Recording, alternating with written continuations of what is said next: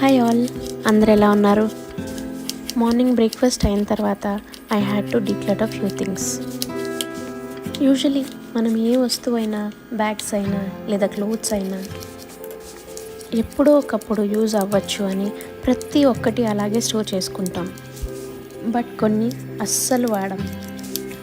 Japanese వాళ్ళు ఒక rule follow అవుతారు and I really like that rule, and that's 90 days rule. A item అయినా మనం 3 months వరకు అస్సలు వాడలే అంటే it's time to give away.